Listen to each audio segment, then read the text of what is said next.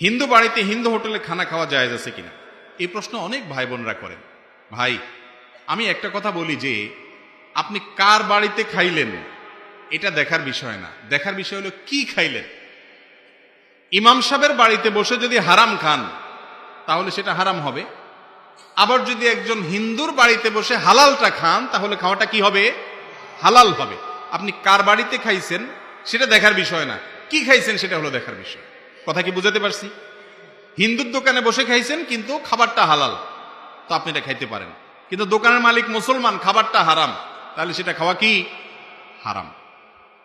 এখন কথা হলো যে যদি কোনো অন্য ধর্মের ভাই খাবারের ভিতরে কোনো হারাম মিশায় থাকেন আপনি জানেন, বা জোরালোর সম্ভাবনা থাকে, তাহলে সেটা আপনার জন্য খাওয়া যায় না।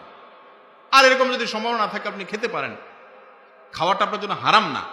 নবী করিম সাল্লাল্লাহু আলাইহি সাল্লাম অমুসলমানের বাড়িতে খেয়েছেন। আমরা মনে করি আমাদের সমাজে হিন্দু বা অন্য ধর্মের লোক যারা আছে তাদের সাথে বোধহয় আমাদের কোনো কথাবার্তা বললেও মনে গুনাহ হবে না। ভাই, ইসলাম আমাদেরকে এটা বলে নেই। তাদেরকে বরং আপনার সুন্দর আচরণ দ্বারা ইসলামের সৌন্দর্য প্রকাশ করবেন। নবী করিম সাল্লাল্লাহু আলাইহি সাল্লামের একজন কাজের লোক ছিল ইহুদি, সেবক ছিল ইহুদি। আমি বলি আজকাল যদি কোনো ইমাম সাহেব যদি কোনো হিন্দুকে তার নিজের বাসায় কাজের লোক হিসাবে নিয়োগ দেয়, ড্রাইভার রাখে, চাকরি থাকবে ইমাম সাহেবের? অথচ আমার নবী করিম সাল্লাল্লাহু আলাইহি সাল্লামের কাজের লোক সেবক হিসাবে একজন ইহুদিকে নিয়োগ দিয়েছে, এবং সে যখন অসুস্থ হয়েছে তিনি তার বাড়িতে দেখতে গেছেন।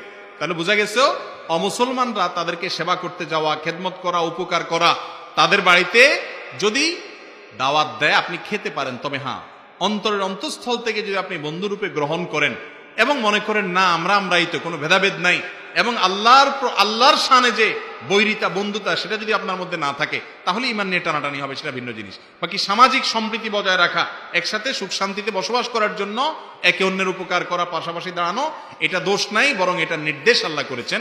নির্দেশ করেছেন বলতে ন্যায়নিষ্ঠ আচরণ করতে আল্লাহ নির্দেশ করেছেন।